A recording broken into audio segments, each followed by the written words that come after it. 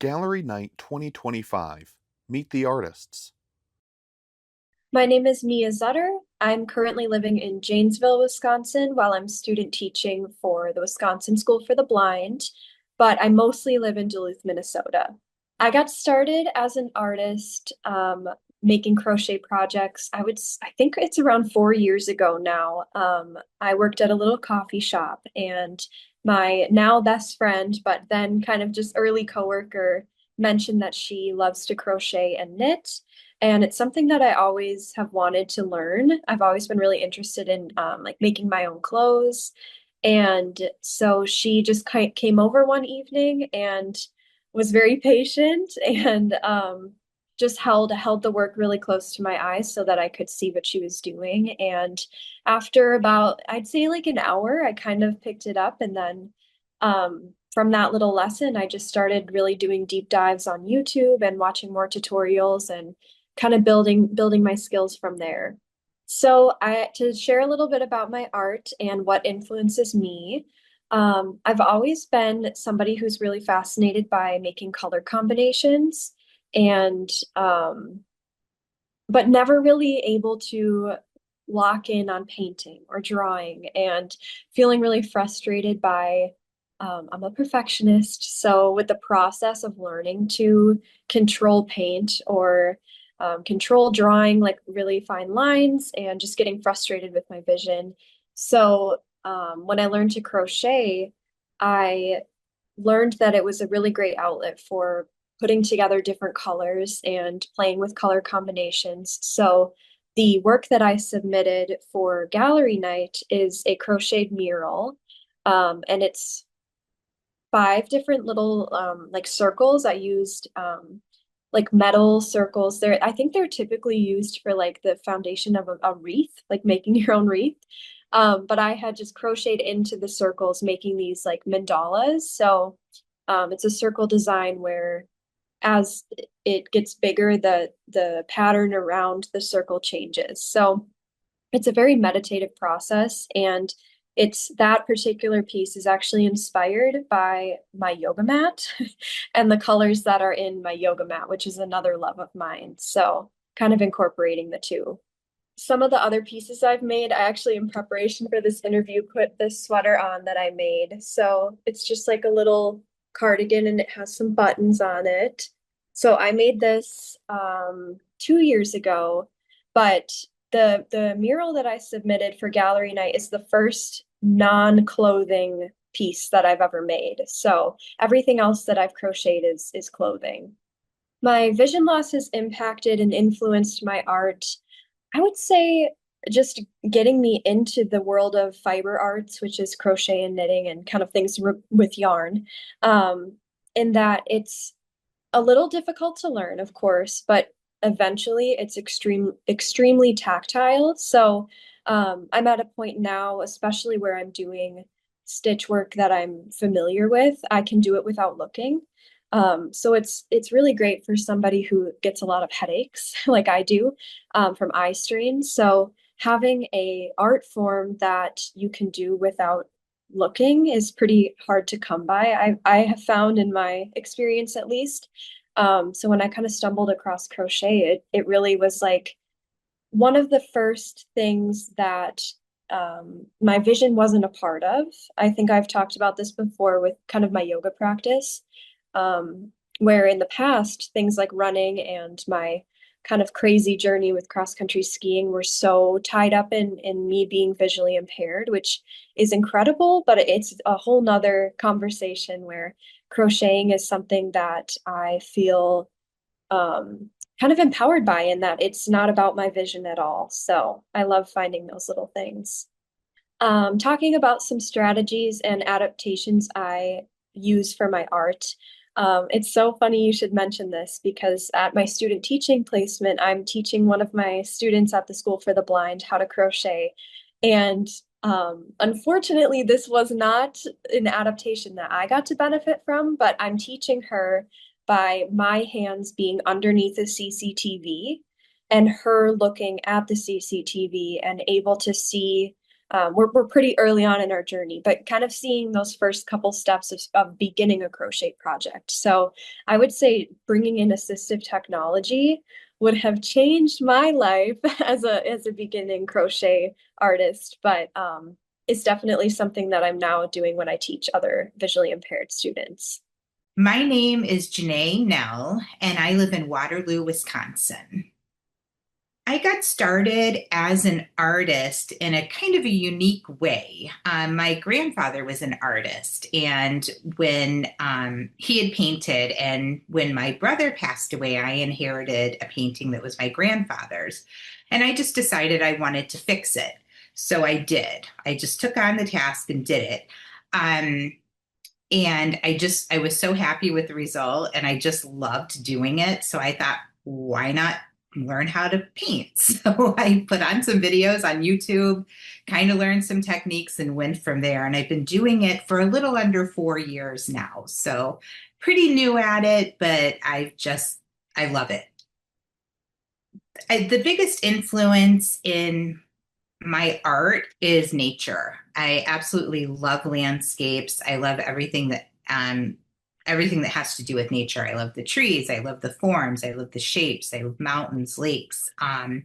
Just anything natural. Just I just find so much beauty in nature, and so that's my biggest influence. And also, it's easier for me to see bigger landscapes. I really enjoy being out and seeing that. I can't see fine detail, but being able to see the landscapes is amazing. So my vision loss, I have macular degeneration, just to tell you what it is. Nothing to hide here. Um, I use magnification, a lot of magnification, especially when I'm working on finer detail.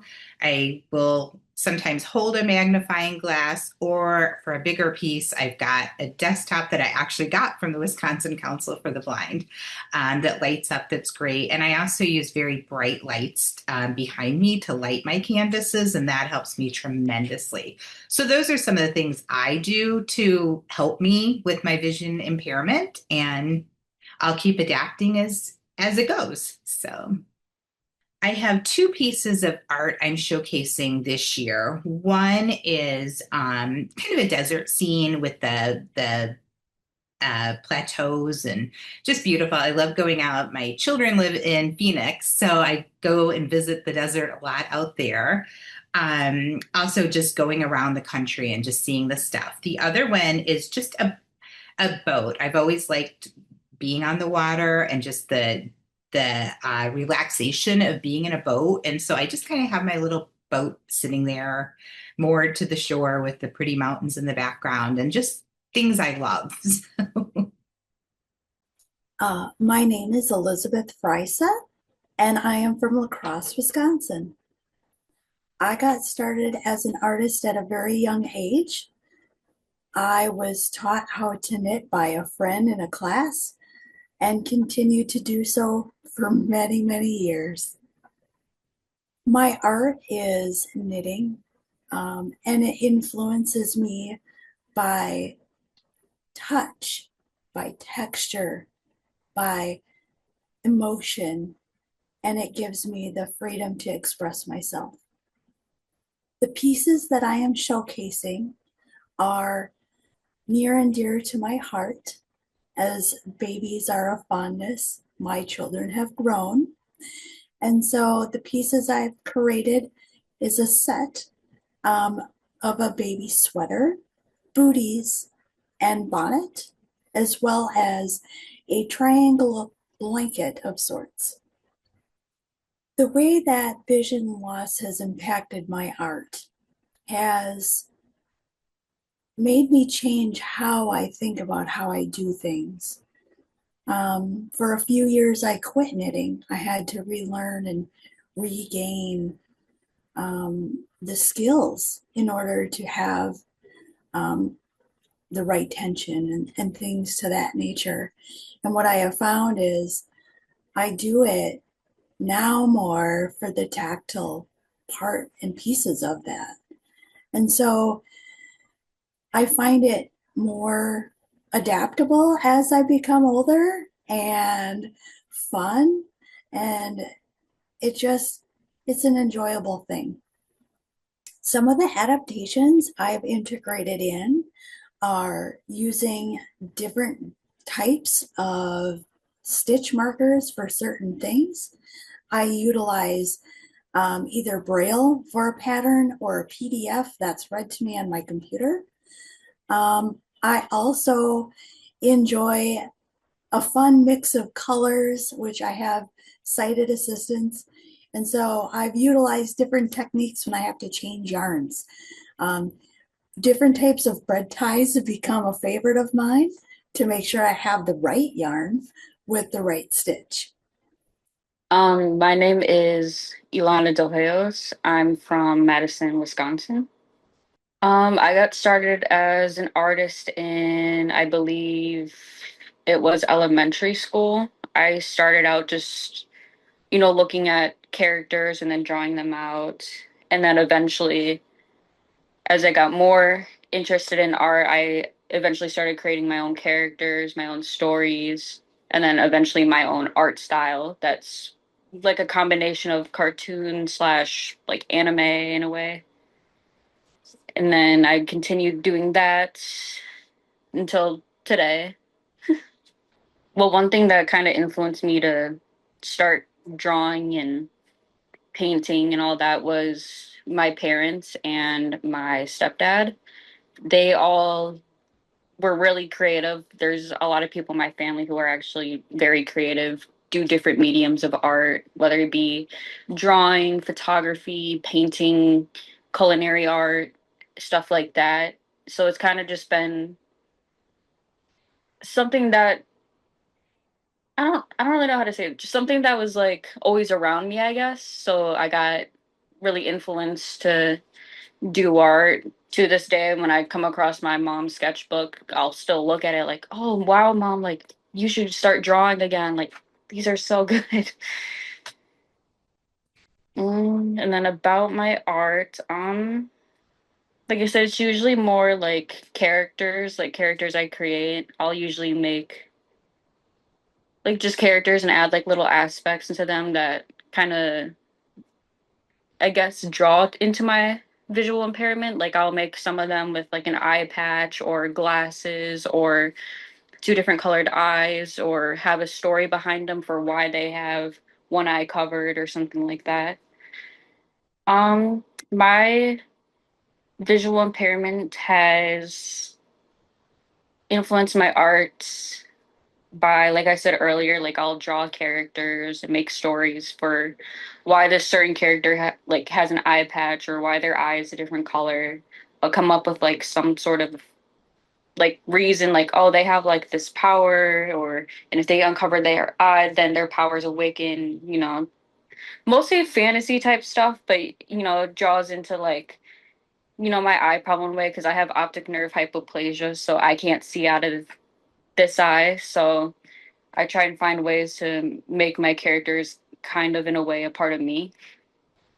One of the things I use, like adaptations, sorry, I use to help with my art is my phone. I'll take like pictures of the piece and then like I'll flip the photo to make sure everything's like even or proportionate and stuff like that. Or I'll take it in different lightings to see if there's like anything I missed, like when erasing or like having to draw more details.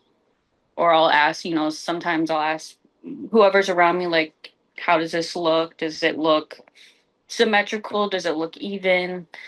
And then they'll tell me, like, oh, well, this side's a little uneven. I'm like, okay. So this year I will be featuring a art piece that I've painted along with two photography pieces. The painting is of a koi fish in a pond. It's one of my favorite types of fish, although people say it's just a goldfish. I still think they're very pretty. I used to think I was not good at painting, so I always used to draw and, digitally, traditionally. And then I started getting more into painting like wood boxes or canvases and just practicing until I thought it looked good, and so I thought I would submit something new this year. So I'm Chamomile Harrison. I use she, they pronouns, and I am from southern Wisconsin. I bump around a lot, usually the Madison area. I'm currently living in Edgerton. Yeah, so I started as an artist in high school. I was a huge nerd. I mean, I still am. And I wanted armor, like I think many huge nerds in high school do. So I had a friend my senior year of high school who started making chainmail himself because, again, huge nerd. And I'm like, oh my gosh, I've always wanted to do that. It looks fun. It's simple, but like, it's how do you do that? And he kind of just walked me through it, taught me, and helped me get started.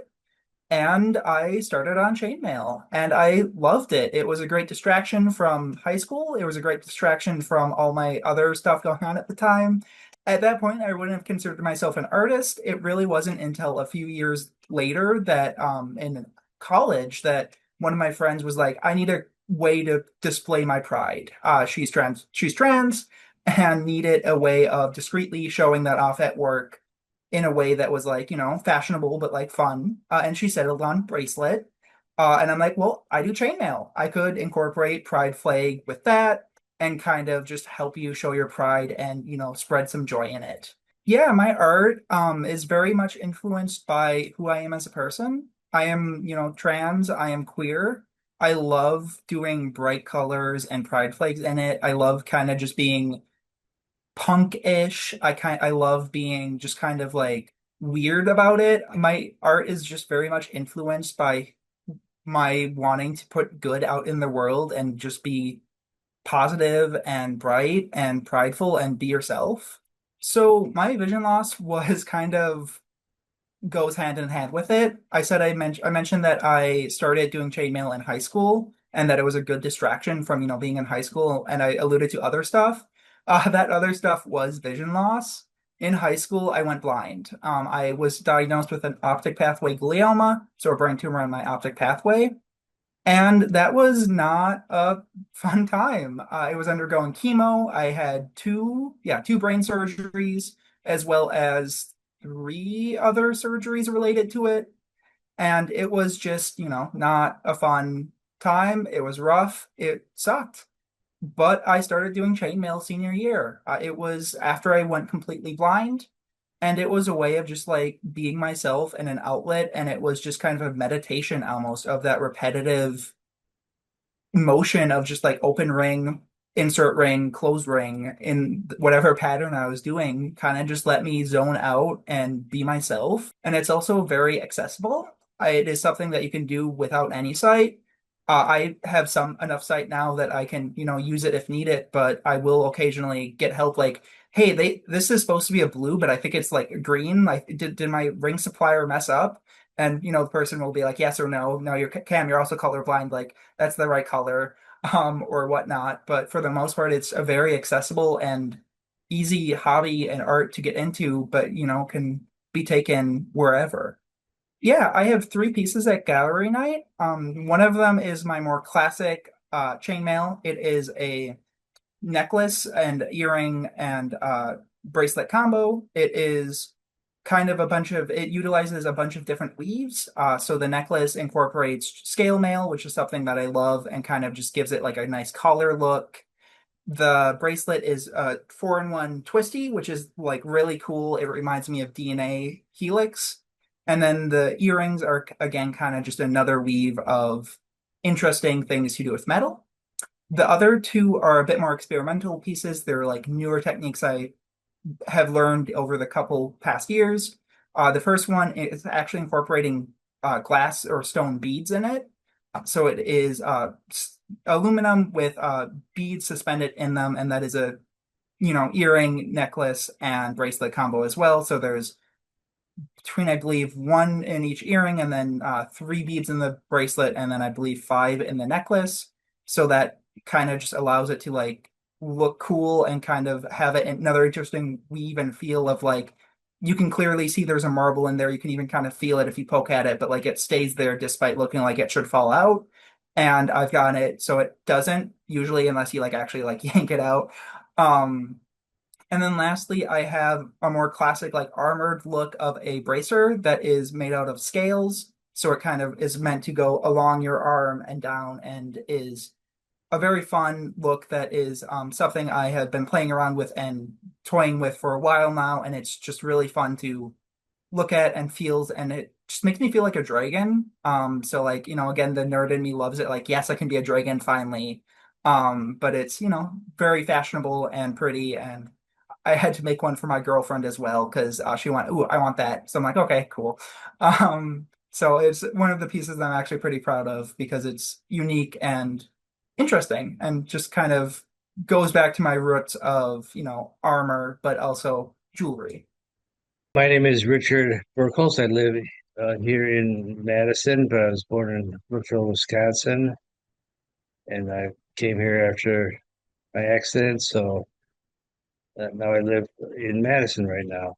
I got started as an artist um, with Kristen Gilbertson making my fire starters at Clearview after my accident.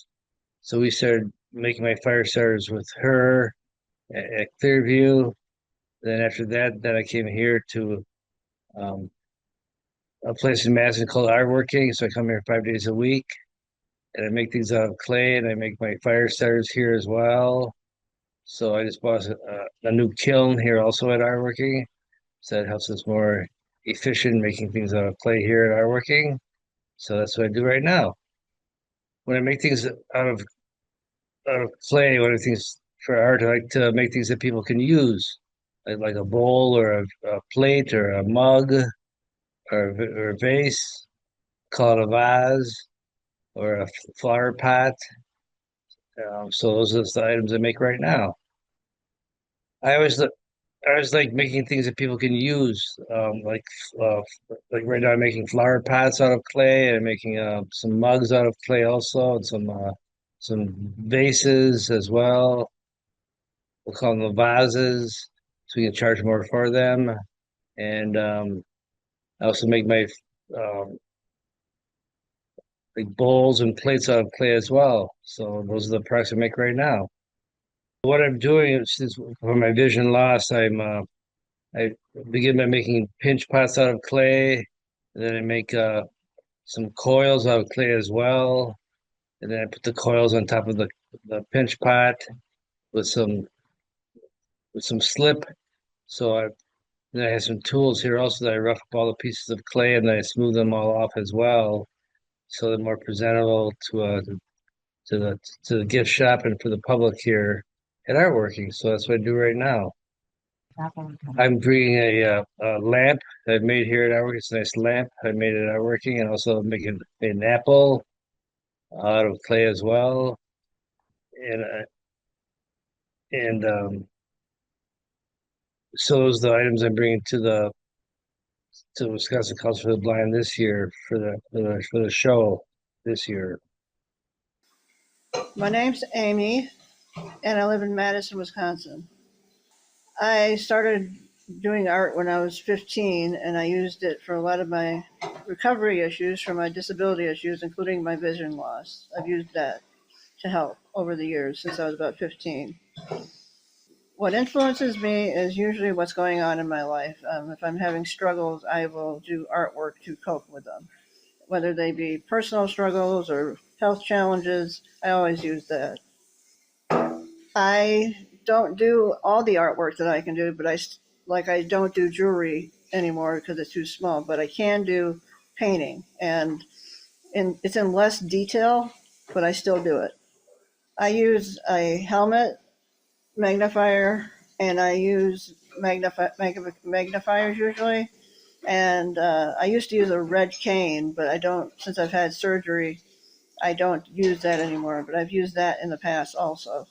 And this will be the moon and the sun with a blue background, a black outline of a sun and a black outline of the moon, and a turquoise blue background. It's an acrylic, and I don't remember when I made it, but I know it's good. My name is June Brooks, and I live in Madison, Wisconsin on the beautiful north side. Since I was a little kid, I loved art. drawing, making things, craft projects, and things like that. And then when I got into high school, I had a really excellent art teacher, and she really introduced me to actually painting. Um, and so I was an art major then for the first 2 years of college. But, like it's a long story, but things change in people's lives. And so I ended up um, pursuing my other passion in life, which was veterinary medicine. So I went to vet school and I didn't do any painting, but throughout that experience, art came in very handy. I mean, I drew all the bones of the body and all the connections of the muscles and all those kind of things. And then in 2014, I was diagnosed with macular degeneration and I started having a lot of vision issues. And as time went on, um, it was harder and harder to do my work as a veterinarian. And so I ended up retiring a little bit earlier than I had initially planned. And throughout the first couple of years of my retirement, family and friends kind of encouraged me to get back into art. And I was really afraid to because I thought that I wouldn't be able to do it as well as I used to. Um, but then, I tried. I tried doing the painting, and I found like it was kind of like getting back on a horse or a bicycle, I guess is more likely. Um, and uh, I just found so much kind of peace and joy and happiness connected with being painting again.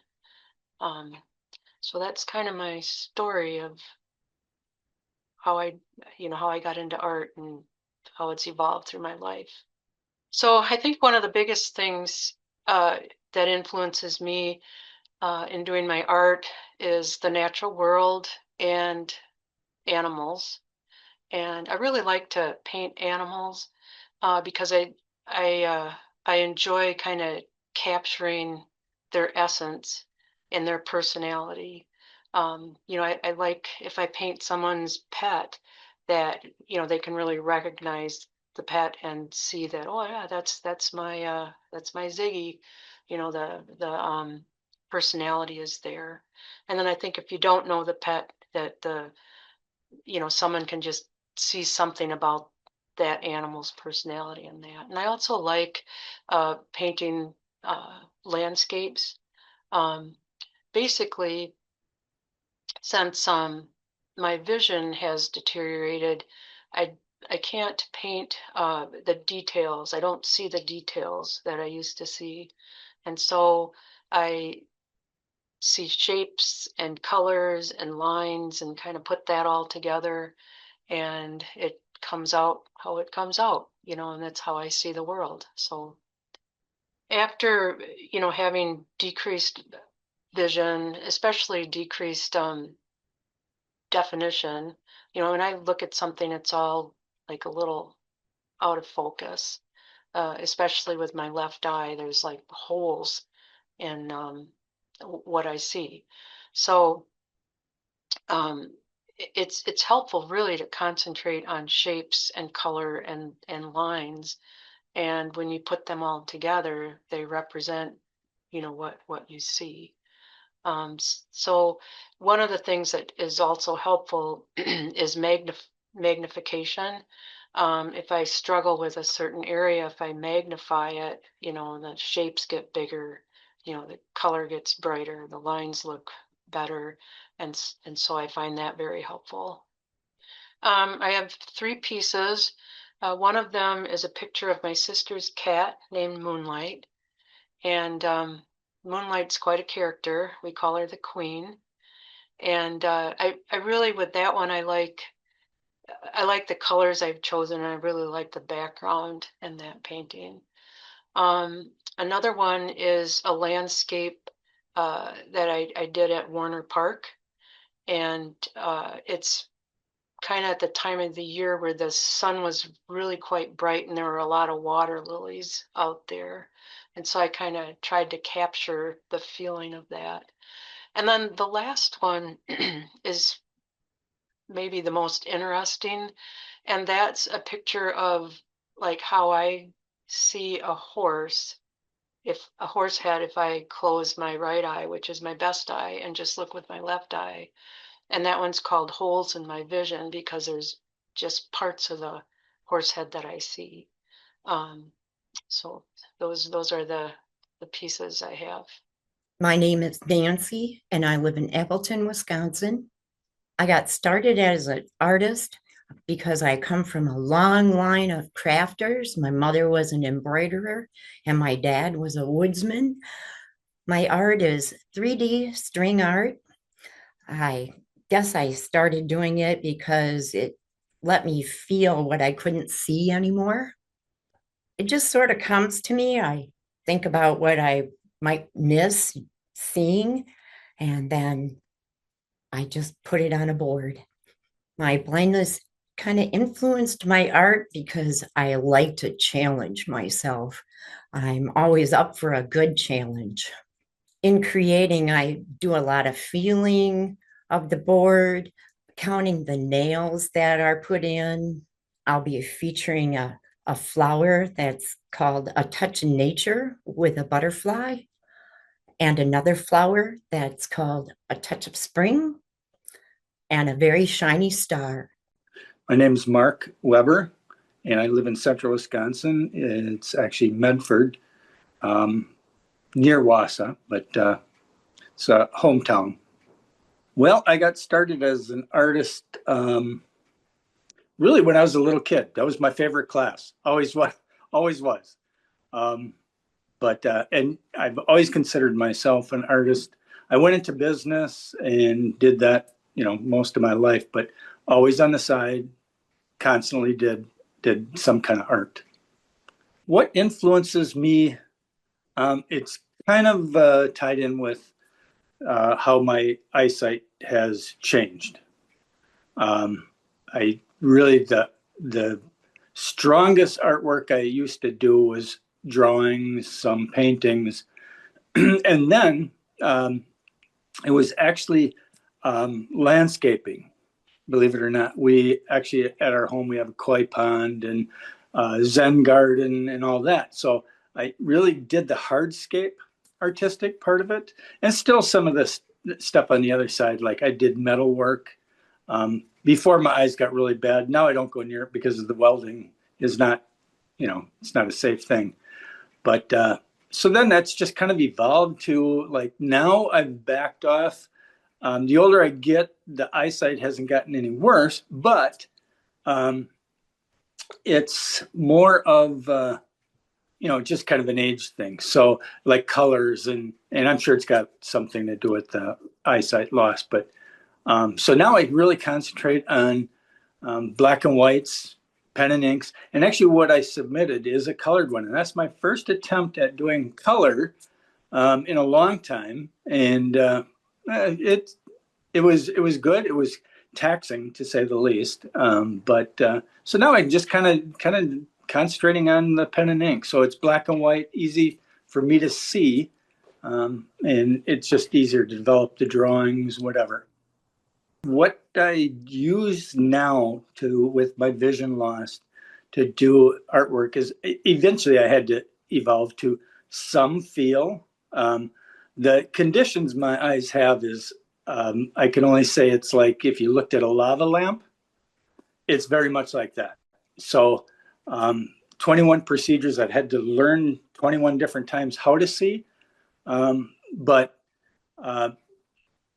pretty much it's kind of how it's evolved and what I do some feel, but I do some close up, but the black and whites and the colors are the main thing that really gets me to get the conception to happen.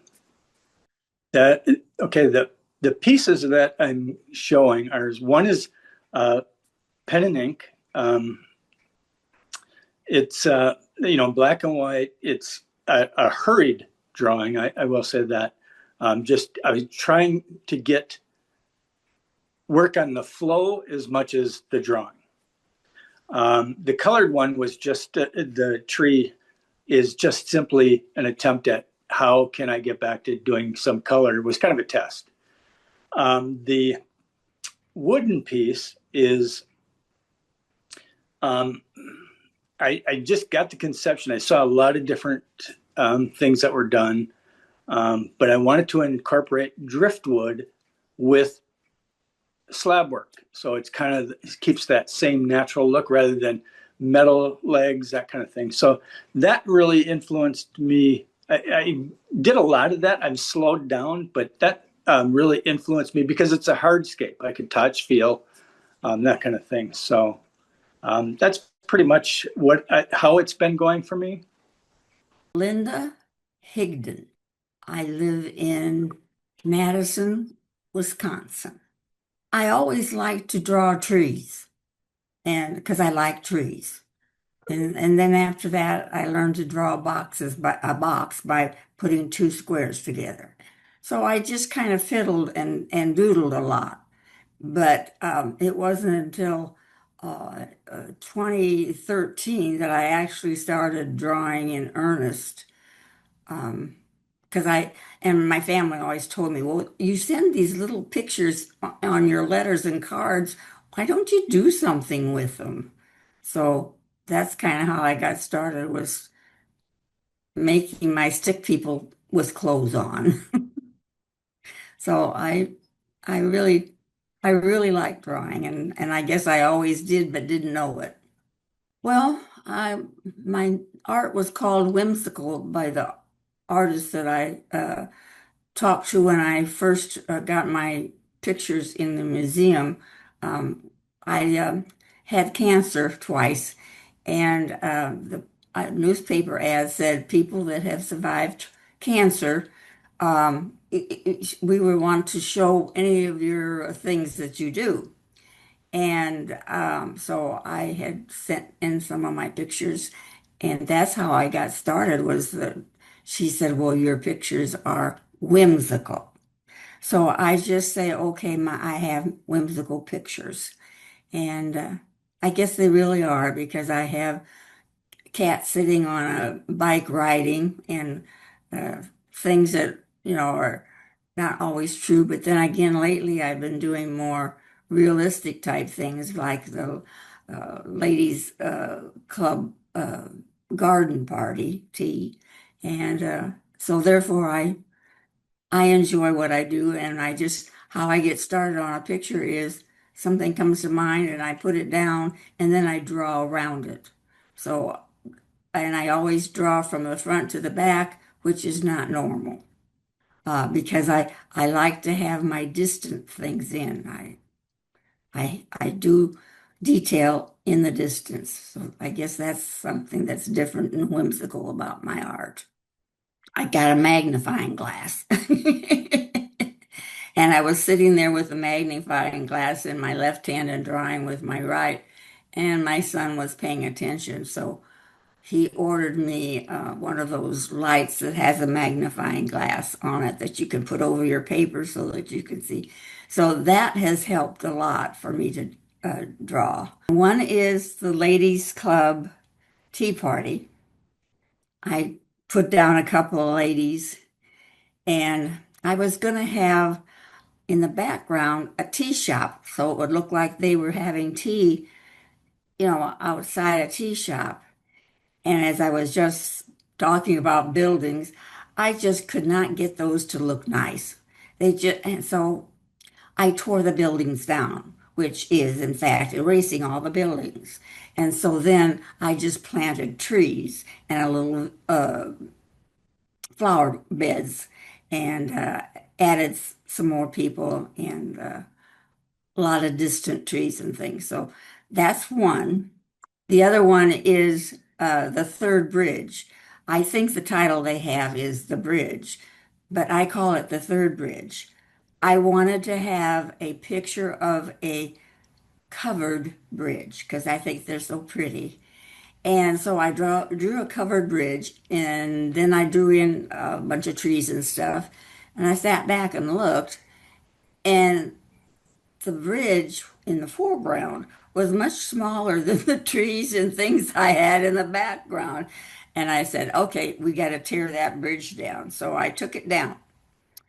So then I drew another covered bridge, and that one ended up having to be tore down too because it didn't hit the ground on either side. And if you would have stood in the middle, you'd been down in the water. So I said, we'll just tear that one down. So I rebuilt another bridge, not a covered bridge, just one with posts and a real pretty design. And so that was how that was ended up being the third bridge. Wisconsin, June is dairy month. And we, I don't know, I think they make cows out of butter or something for some kind of a thing.